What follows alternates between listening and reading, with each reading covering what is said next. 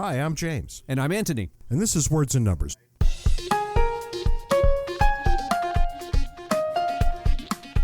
This is Words and Numbers, brought to you by whoever you are out there. Feel free to get in touch and we'll just have you sponsor us. But until then, Ant, here we sit. And I'm forced to ask yet again, what's new and exciting in your world this week? Well, you never like my things that are new and exciting, so No, I do not. So because I thought to myself, A, almost never new, and B, they are literally never exciting. Well, I thought to myself, what do I consider mundane? And James will probably think that's exciting. You and I travel quite a bit, and when I travel by car, I love to stop at Sheetz. Sheetz is just the best. I'm a big fan of Sheetz, actually. They've got those little computer things that you could touch and pick whatever it is you want, and the person gives it to you. I could pay with my phone. It's just a wonderful experience all the way around. But here's the thing. Last week or week before, I had mentioned that I'm seeing shortages of things. Like, you know, the grocery store shelves aren't bare, but there are things that are missing. And people say, you know, they go to the store and they look for something, they can't find it. I was talking about buying a bike and I couldn't find one. The guy said, oh yeah, new bikes are backed up a year or more. And when I went to Sheetz recently on one of my travels, I went to the kiosk thing to order my favorite thing, which are the jalapeno poppers. You know, it's the jalapeno with the cream cheese, deep fried. It probably takes 6 months off your life per bite, but my God, these things are beautiful. But here's the thing, they don't have any. And I thought, well, okay, that's, you know, this particular Sheetz was out, and I stopped at another one later. Nothing. I did a Google search, and people are complaining. There's no jalapeno poppers at Sheetz anywhere. And people are complaining about the mozzarella cheese stick business. They're gone as well. What's in their place? Fried pickles. That's gross. Fried pickles are gross. I have to be careful. Pittsburghers love anything to do with pickles, but fried pickles I think are gross. I'm going to edit myself right this second. I'm not saying anything about Pittsburghers. But here's the thing. There's some shortage in the supply lines such that Sheetz kind of coast to coast, I would imagine, can't get jalapeno poppers or cheese sticks. It calls to mind what one of my students said today with wide eyes after one of the readings I'd assigned them. The student said, oh my God, I'm realizing the economy is this complex web of interrelationships I really didn't appreciate. She said you can't just go and make some change and expect the change that you intended to occur because there's going to be all sorts of echoes reverberating. And so too here, the jalapeno poppers and the cheese sticks. There's something going on somewhere in the supply lines that is causing me not to get my jalapeno fix. This is the sound of crickets in the background. Was this not fascinating, James? No, it's really not. We've all seen product shortages before. And for the people who are listening who don't live in the, Baltimore to Pittsburgh line of sight, Sheetz is a gas station. Ant should have probably clued you in. Oh, no. It's not some restaurant that he went to. It's a gas station. I will tell you this about Sheetz. When I taught in Western Pennsylvania, for 2 years, my students would say, hey, we're all going to Sheetz. You want to come? And I'd say, well, I'm not really interested in eating my dinner at a gas station, so no. And then one day, I just said, I'll go into the Sheetz and see what it's all about. And I was inside, and I had a revelation, and the food was outstanding, and everybody was right about it, and I had missed the boat very seriously. It is. It's not, you say gas station. They have seating area and music and fancy lights. And they have gas pumps. If they have gas pumps, it's a gas station. It's just that easy. On the side, they sell gas. Yeah, the food, though, is great, and I came to love the milkshakes. They're unbelievable. Yeah, they're really good. You put them into the machine yourself, and it pokes a hole in it and shakes them up for you. This was good stuff. So if you've got the option of going to a Sheetz, please do. And if you work at Sheetz, we will be happy for you to sponsor Words and Numbers. Yeah, that's right. I will say this about Sheetz, and maybe this is a shameless plug trying to get them to sponsor us, but their bathrooms were always the cleanest I had ever seen. Yeah, that's true. And there was a note on the door by one of the Sheetz family, and Sheetz is a surname. And there was a note on the door with an email address and a telephone number to report the bathroom if it wasn't clean. How about that? Which, if you're putting your number up on a bathroom wall, there's only 2 reasons. And this one is really, really good. And I think it had the net effect of communicating that there are people in that corporation who really care about what the answers to these questions are. On that happy note, we sweep Sheetz aside. I want to talk about taxation because things are ratcheting up as you might expect. We're, roughly a year into a Democratic administration, and the Democrats hold both houses of Congress, and a number of states are firmly in Democratic control. So you know and I know that the next thing that's going to happen is they're all going to figure out how they can jack up taxes without losing the base that they already have. And so they are. And in New York and California, two very, very tightly controlled states, right, in Democratic terms, New Yorkers are going to end up with a possible 61.2% combined tax under the House plan. California, not to be outdone, at least not much, looking at 59%. My God. And this is just state, or is that combined state and local? State and federal. Combined state and federal. Wow. These proposals, they include a 3% surtax on taxpayers earning more than $5 million a year. They would also raise the top marginal income rate to 39.6%. That's at the state level. Look, we've talked about this before, and I want to double underline it here. You let politicians get away with this, they will keep going. There will be no stop. They will jack up taxes on the rich as far as they can, and then they're going to turn their attention to the not-so-rich, and then they're going to turn their attention to the middle class and the poor. What you really mean to say is they're going to turn their attention to whichever poor bastards are left. Right. Because people are hitting the road from New York and California. We've talked about this quite a lot. New Yorkers are finding their way to Florida, where taxes are quite rational. Californians are finding their way to a number of places. Right here where I live, in Arizona, not the least of it. If you're looking at a 61% tax in California or New York, why on earth would you stay there? Right. I mean, 61%? I'd be out like a shot. Wouldn't even occur to me to stay. This is what politicians always get tripped up with. They think that whatever they say, people will do. Mm-hmm. That there will never be any pushback on anything.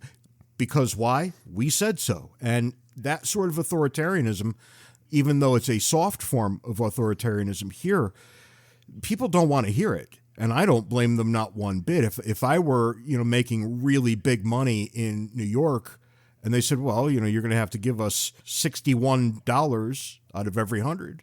There's only one answer to that, and it's no, I won't give it to you. When all of the people who make that kind of money have that realization, now your tax base is gone entirely. And to your point, that's when they come for the middle class, because who's left? I think we can assume that we're going to see a lot of this moving forward. I can guarantee you that at the next midterm elections, when the Democrats lose and lose quite badly, none of them will remember that they tried to do this. No, they won't remember it, nor, and I'm afraid, although the Republicans tend not to be as bad, I'm sure that the Republicans won't have learned, and they'll start jacking up taxes also. Yeah, that's right, because this is a politician problem, not a party problem. Right, yes, that's exactly right. If people still want to hang on to this idea, let's get rid of the Democrats because the Republicans are better, neither group is sensible, and I don't understand why you would cling to either one. And I'm not sure that under the current environment, it's possible to get a sensible group. Yeah, I'm sure that's right. There is no way at this point to get rational politicians in charge of anything. That brings us, Ant, to the foolishness of the week. It's kind of a sad thing, right? Because I can't remember the last time I wrote an article that didn't include you hectoring me from every angle. But given my new line of work, my new job at the American Institute for Economic Research, I went ahead and I wrote something all by myself last week. It was kind of weird. It was easier than you might think because I didn't have you badgering me about some stupid thing. But I wrote about Uncle Joe Biden, as he's known in my mind, and how he saw fit and how he thinks he can mandate that 100 million or so, probably 80 million is the more accurate prediction, but 80 million Americans, he thinks he can force them to go take a vaccination. I've been getting a lot of hate mail on this article, and you know exactly why I'm getting a lot of hate mail, because people did not read the article I wrote. Right. They read the article they wanted to see. They read the article they wanted to see and not the one I wrote. And nowhere in the article did I ever say anything about not getting vaccinated. Mm-hmm. Indeed, Ant, I will share this with everyone. I was in line for a vaccination on day one. The very first day that I could have been in line to get it, I was. And I got it. And then every other member of my household got it on the first day they could get it too. So if you think I'm saying we shouldn't be vaccinated, that's not what I'm saying at all. What I am saying is that a sitting United States president does not have the authority to mandate that 80 million Americans do much of anything. Right. And if you think he does, please locate for me the constitutional text that makes the case. Because Article 2, which addresses presidential powers, says nothing of the sort. What we find there is that the president is to execute, thus executive office. He's to execute the laws duly passed by Congress. So let's go look at Article 1, where the Congress's authority laid right out for you. And what do you know? Article 1, Section 8, totally silent on things like this. There is no authority granted to Congress that would ever include the word virus or vaccination. Now, if it's not in Article 1, Section 8, the 10th Amendment applies, which means it's up to the states. It's just that simple. If you want it to be something other than that, okay, I understand. Go get yourself a constitutional amendment and see where you stand. Now, I'm happy if everybody else gets vaccinated. I really am. I think they should.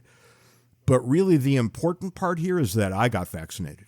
So I don't exactly fear my fellow Americans. Now, I can see some reasonable, albeit extra constitutional arguments for this. But there's another piece to this puzzle that bothers me. And that is that what he has done is to effectively deputize employers coast to coast. It's the employers who are going to get fined if their employees aren't vaccinated, which means effectively the employers have just been made arms of the federal government. I've got 2 points here, Ant, and they're pretty straightforward. First, Biden's pronouncement applies to companies with 100 employees or more, which is going to be a whole ton of companies. And then the fine is $14,000. Per instance, likely. Per, that's right, which could have the net effect of wiping some small businesses right out. The president is deputizing a bunch of people who have no interest in being deputized. My answer is always going to be the same in matters like this. I don't care if you think it's a good idea. That doesn't matter. That's a political question. The constitutional question does matter. Does a sitting president actually have this authority to mandate this kind of thing for so many people? And if your answer to that is yes, find me the constitutional text that makes your case, because I know full well it doesn't exist. And if your answer is, I don't care, let's do it anyway, be careful, because that same principle will be applied to the next guy who's going to be doing something you don't like. Again, Ed, if that's people's answer, then congratulations, you're the problem.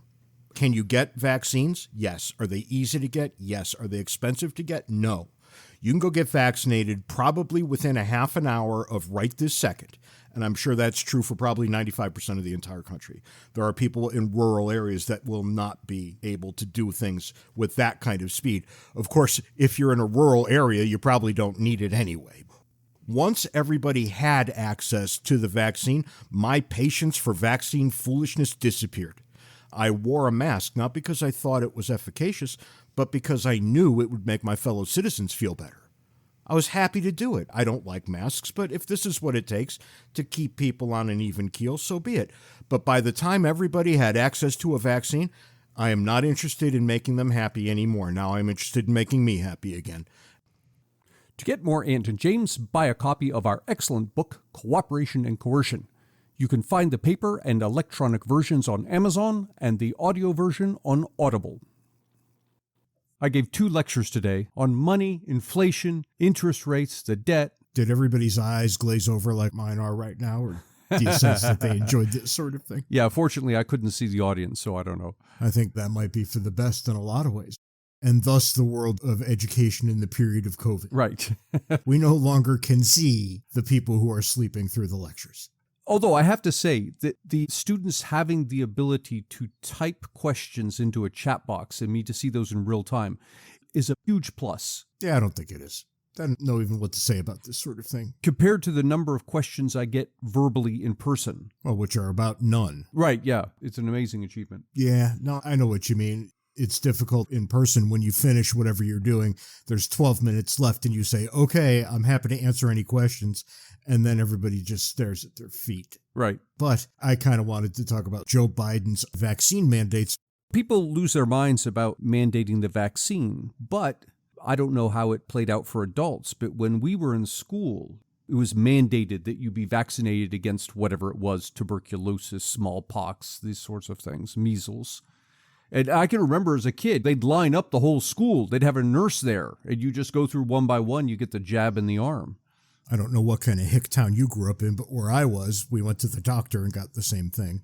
Where I grew up, it was done through the school system. No, it's actually illegal almost everywhere for anybody at a school system to give a child any kind of drug, which is why when you'd get a headache and you'd ask the school nurse for an aspirin, she'd tell you to go away. Yeah, no, this was not the school nurse. This was people coming in from the outside who were doing this. My point is it was mandatory. I believe it was mandatory for kids. I don't know whether it was for adults. I think the more interesting example here is fluoride in the water. You literally can't escape it. It's in the water. And I remember I was living in Utah the first time, and they were just about to put the fluoride in the water there, and everybody lost their minds. They were crazy. People were calling it a communist plot. Other people were referring to it as some sort of last step before Armageddon. You could just imagine. Right. And I sat there thinking, geez, I got the fluoride in the water when I was a boy. It never seemed to be a communist plot to us.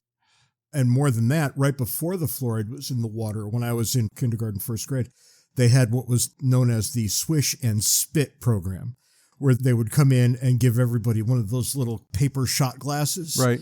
half full of fluoride, and you'd wipe it around in your mouth, and then you'd spit it out back into the little cup, and then the nurse lady would take all that away. It just didn't seem like a communist plot or that last step before Armageddon. And if it was that last step before Armageddon, I mean, we're off by like 40 years here, maybe 45. Yeah, it wasn't a big deal. And those diseases were eradicated. My kids were not required to have those vaccines because my generation, and I guess the generation before, we were all vaccinated, and that was the end of it. Yeah, I never had to get a vaccine against smallpox, of course, but everything else. And back when I was a boy, chickenpox was something that did not have a vaccine. Right. It mercifully has one now. I remember when I had it, people were talking about bringing their children over to my place to play with me so they would get infected too. Oh, right. Same thing happened here. My mother was happy for us all to get chickenpox at the same time rather than spreading it out over months. And the older you get, the worse chickenpox become, right? If you're an adult and you get chickenpox, you run the risk of being sterile. It's so bad. Yeah. But if you're a child, it's an inconvenience for the better part of a week, and then it's gone. Sadly, I still have many of the scars from when I had chickenpox. They just blend in perfectly with all the other scars I've got on my forehead. So Joe Biden is going to be requiring workers to get the COVID vaccine. Yep. With this business with the booster, I wouldn't at all be surprised that this becomes an annual or every other year event. And you can just bet there's going to be a monumental rising over this. People are going to be so angry that we're going to have, I think, disruptions in regular life as a result of this. I don't know, because I would think that sort of thing, except the past 18 months, I've been repeatedly surprised at the nonsense people will put up with. I don't know. Over that same period, I've been dealing with a bunch of Trump supporters. They think that he's about to come back and be president again. I don't know how anybody could think that. But if you're that divorced from reality, and then the government, a government you don't like, by the way, tells you you must take a vaccine, I think the sky's the limit in what might happen after this announcement goes through. Are people going to refuse? I suspect they are. Are they going to get fired as a result of their refusals? That's where it gets really interesting. But I just can't imagine how this goes smoothly in any direction. Joe Biden not making a lot of friends with that show in Afghanistan. And now we've got this just a week and a half later. This really doesn't smell like a man who's paying attention to the pulse of the country. Yeah, I was looking at his, what do you call the favorability ratings poll? And what a shock. Let me guess, 41%. It was in the 40s or low 40s, yeah. And if you take a look at all the past presidents, recent past, back to Clinton or so, 40 seems to be about the right answer because they get into office with 51% or so, and then they start doing things and promptly lose the support of 10% of the American people right off the top. So yeah, it's going to be like this. Now, it was like this for Trump too. It's just always like this. Yeah, I seem to think it was that way for Obama also. It absolutely was. But he's going to have to govern, at least from time to time. Now, I kind of like it when presidents can't govern all that much. But he's painted himself into a corner here that I don't know he can get out of. This is going to be a real problem next week. And surprisingly, Kamala Harris has remarkably low polling numbers as well, which is surprising for any vice president. They tend to stay in the background. Yeah, but if you go back to when Biden chose her, his numbers went down. The United States of America doesn't like her. I'm already hearing the crazies getting ready to call me a racist for pointing out the obvious. But she is not particularly beloved by the American people. Not at all. I think there's an easy argument here. It has nothing to do with race. What it has to do with is her prosecutorial record in California. Oh, I don't think that's it at all. Most of the American people have no idea what that record was. They just know that she is arrogant and dismissive. How can you not see that? How did Joe Biden not see it's the better question? But look at what we've come to here. One possibility is that this is just the ebb and flow of history. But another possibility is we've come to a point where people who are really good and qualified and able to serve either don't want to or can't make it past whatever hurdles are necessary. And so you end up with a Trump, you end up with a Biden, and God knows what comes next. These are a bunch of substitute teachers. That's all these people are. And I hate to tell everybody, but it was the same with Obama and both Bushes. I'm going to give Reagan a free pass here. He was considerably better. Clinton was not bad. Clinton had his moments, and those moments came after he lost Democratic control of Congress. When he came back to the center, he ended up being a good president, I thought. That's right. And he had no choice but to move back to the center. But when he did, all the Republicans were nodding their heads about welfare reform, and that's what they got. And it's interesting because Clinton did get welfare reform through a very difficult process, and a Republican never could have done it. Mm-hmm. So too, Nixon opened up China. No Democrat ever could have done it. We would have called the Democrats in the Nixon case communists. We would have called the Republicans in the Clinton case mean. Somehow it worked to everybody's advantage to break counter to type. But I don't know that Joe Biden's going to have that opportunity. One of the things that Joe Biden is pushing for that keeps showing up on my radar, because I do research on this topic, is alteration in the rules for how inheritances are taxed, which is all eye-glazing material.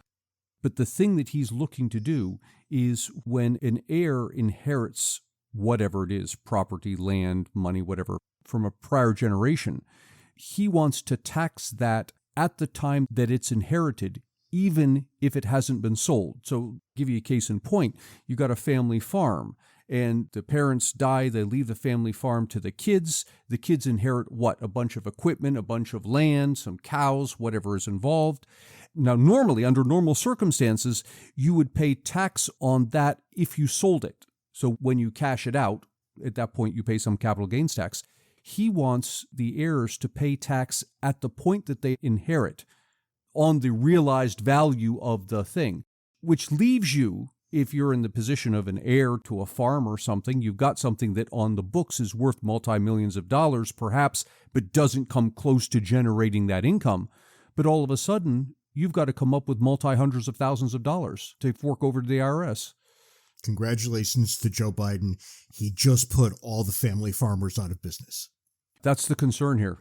As they die sequentially, all of these things will disappear. And it's not going to be just family farms. It's any sort of family business. And again, you can have a business that generates a reasonable middle class or upper middle class income for the owners, for the employees, and yet it has multi-millions of dollars of assets.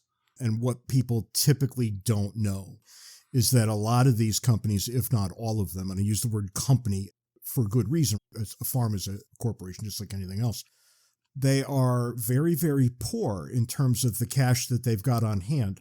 Right. They're actually quite wealthy in terms of what sits in the form of raw materials, machinery, real estate, this sort of thing. If you tell somebody who just has gotten a multi-million-dollar thing into his hands that he has to pay on it immediately, there is literally no way that can happen. And it flies in the face of everything we're used to. Just think about a regular person who buys a home, and you buy the home and you understand that later on, if you sell it for a profit, you're going to pay some tax there on that gain. Nobody ever comes to you prior to you selling it and says, well, now it's worth more money, so you owe us tax on what it's worth. You say, hang on, I haven't cashed out anything. How can I be taxed? And yet that's what Biden wants to do. This comes up when multiple generations keep a house in the family. Sure. What are you going to do? Tax them all at the point of someone else's death? It's ridiculous on its face. And yet when we look at businesses, okay, that's different because somehow businesses are evil. This is always what lies at the heart of this kind of nonsense. And it's almost always Democrats who pull this because they don't really believe that small business is worth having. They pay lip service to it, but every time you turn around, they're trying to undermine it. But at the same time, they're the ones that have, more so than the Republicans, the rhetoric about taxing the evil corporations. But the evil corporations, come to find out, are a bunch of middle-income people. It's the farm down the street. It's the guy who owns the Quickie Mart. These don't pay big money. You don't get rich as a farmer. You can go out and find the rich farmers, probably count them on one hand at this point. And that's generally where everybody maxes out. Most people can't get rich on their current trajectories, and yet most people will stay on their current trajectories. Come to find out, what they really want is just to be more comfortable, not to be completely wealthy. And every time we have a conversation like this, I can't help but think that the founders missed an opportunity. And that opportunity was to say something in Article 1, Section 8, where it lists out the powers of the federal government, something to the effect of, the total amount of tax the federal government collects shall not exceed something. I'd do it in terms of some fraction of the economy. You missed the obvious point here. They ended up getting a constitutional amendment through to get income tax, and they just started taxing other people in other ways over time. This is just where we are. There's nothing could have prevented it. I suppose at the least it would have people thinking, which I don't think many people do, that there should be some limit, that there should be a line in the sand that says whatever the government collects from whatever sources and however it goes about doing it, the total amount it collects shall not exceed some fraction of the economy. And that limit's not there. And so long as it's not there, the sky's the limit for government. Which is why we keep kicking it down the road in the form of debt. Because they always spend more than they take in. Yeah, and that leads me to something I wanted to talk about. I've been spending the past couple of weeks thinking a lot about the gold standard and looking into what happened as we came off of the gold standard. And as I'm doing that, it occurs to me there were perhaps 3 bulwarks against ever-expanding government, and each one of them failed. The first being simply the voters themselves, that you vote out the guys who are trying to expand government. And clearly that doesn't work well because the politicians can buy off the voters by promising all sorts of things. But then you have the Constitution and the constitutional constraints, which say it doesn't matter what the voters want, the government can't do X. And then we got to a point of just ignoring the Constitution. And then the last piece, the last bulwark, was the gold standard. In place, it prevented the government from printing as much money as it wanted. And so that created a fiscal limit on how far the government could expand. But then when we got off the gold standard, now the Fed can print as much as it wants. And now literally all these fences that were holding back government are gone. There's nothing left, I don't think. I think it's actually pretty simple to prescribe exactly how to fix our present economic problems, and it would be a 2-step process. You just landed on the first step. The second step would be to abolish withholding. Make people pay at the end of every year. And I know how ridiculous that's going to be for the first few years, and that's exactly the point. Mm-hmm. If you don't steal people's money week by week from their paycheck, if you actually end up having to tell them how much they owe, and make them write a check for that amount. That's exactly correct. Let's do that. And if you did those 2 things, the government would be hyper-constrained within 3 years. Yeah. The chances of us ever doing those things is 0. Why? Because the same government that's causing the problem would have to be the government that brought these policies into place. You know what could happen? This is actually possible. If we ended up getting a convention of the states could implement these sorts of restraints on the federal government. But that's, I think, the only way this is ever going to happen. And I think the chance of a convention of states is vanishingly small. Really? When was the last time a state signed on to a convention? There's a bunch that have done it, but the fact of the matter is that we have never had a convention since 1787, so don't expect one anytime soon. Do you know what the particulars of the rules, when I guess it's the state legislature which says, okay, we want a convention. Once a legislature says that, for what period of time is that claim good?